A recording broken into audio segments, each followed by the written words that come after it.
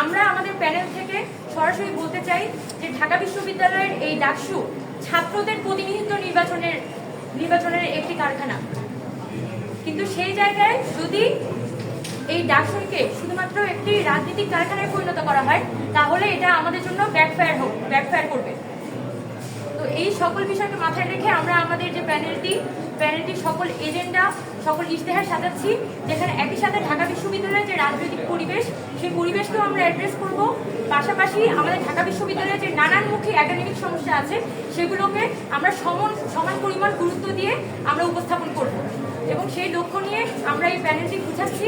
এবং আগামী, যেহেতু আমাদের প্যানেল, আমি প্রথমে বলেছি আমাদের প্যানেলটি একটি স্বতন্ত্র শিক্ষার্থীদের প্যানেল এবং আপনারা জানেন প্রচুর শিক্ষার্থীরা কিন্তু এখানে ফর্ম উত্তোলন করেছে, প্রচুর শিক্ষার্থীরা কিন্তু তারা একটি পদের বিপরীতে প্রচুর মনোনয়ন দাখিল হয়েছে এবং আমাদের সাথেও অনেকের কথা হচ্ছে যে কিভাবে করে আমরা আরো বেশি ব্রড মার্জিনে আমাদের প্যানেলটাকে তৈরি করতে পারি। তো আজকে রাত পর্যন্ত আমরা কিছুটা সময় নিচ্ছি।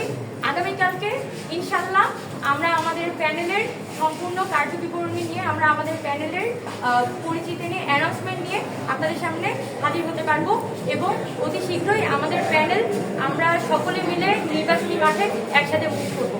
তো সকল সাংবাদিক ভাইদের যারা এতদিন পর্যন্ত অপেক্ষা করছেন সকলের কাছে আমি বিনীতভাবে অনুরোধ জানাই, আর একটা দিন আপনারা অপেক্ষা করেন। আপনারা জানেন যে এখনো পর্যন্ত সকলেই, যেসব ছাত্ররা তারা নির্বাচনের ব্যাপারে কোন পদে পড়বে না পড়বে, এটা গতকাল পর্যন্ত কিন্তু অনেকে সিদ্ধান্ত নিতে পারছিল না। আজকে ফাইনালি অনেকে সিদ্ধান্ত নিয়ে মনোনয়ন ফর্মটা জমা দিয়েছে। আজকের রাতটা আসলে সকলেরই সময় প্রয়োজন এই পুরো বিষয়টা পুনর্বিবেচনা করার এবং আমরা প্যানেলটিকে কিভাবে করে আরো ব্রড মার্জিনে নিয়ে যেতে পারি সেই বিষয়ে ভাবার। তো আগামীকালকে আমাদের এই প্যানেলটির বিষয়ে একটা ফাইনাল ডিসিশন নিয়ে আমরা আপনাদের সামনে হাজির হব। তো আর একটা দিন আমরা অনুরোধ করব যে আপনারা অপেক্ষা করবেন এবং আগামীকালকে আপনাদের সকলকে সাথে নিয়ে আমরা আমাদের প্যানেল অ্যানাউন্সমেন্টের দিকে যাব। সবাইকে অসংখ্য ধন্যবাদ। আমাদের প্যানেলের নাম হচ্ছে স্বতন্ত্র শিক্ষার্থী ঐক্য, অর্থাৎ ঢাকা বিশ্ববিদ্যালয়ে যে শিক্ষার্থীরা স্বতন্ত্রভাবে তারা ইলেকশনটা করতে যাচ্ছে, কোনো দলীয় ট্যাগের আন্ডারে এসে না, সেই শিক্ষার্থীদেরকে নিয়ে আমরা একটি ঐক্যবদ্ধ প্যানেল তৈরি করছি এবং সেই শিক্ষার্থীরা কিছু পয়েন্টে আমরা একটা ঐক্যবদ্ধ জায়গায় পৌঁছেছি বলেই আমরা এই প্যানেলটি তৈরি করেছি এবং আমরা মনে করি যে ঢাকা বিশ্ববিদ্যালয় একটি ক্রান্তি লগ্নে এসে পৌঁছেছে।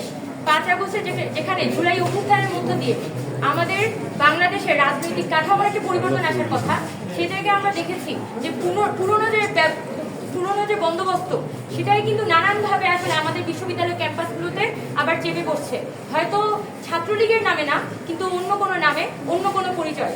তো আমরা সেই জায়গায় মনে করি যে ঢাকা বিশ্ববিদ্যালয় নিডস টু মুভ ফরওয়ার্ড। মানে অনেক আমরা পিছনে থেকেছি, অনেক টানা হেঁচড়ার মধ্যে এই বিশ্ববিদ্যালয়ের সম্ভাবনাগুলো নষ্ট হয়েছে। ঢাকা বিশ্ববিদ্যালয়ের সম্ভাবনাগুলোকে যদি আমাদের এক্সপ্লোর করতে হয় তাহলে আমাদের আসলে সামনে যেতে হবে এবং কিছু শিক্ষার্থীদের এই দায়িত্বটা নিতে হবে, ভোকাল হতে হবে। এবং আমরা আমাদের প্যানেল থেকে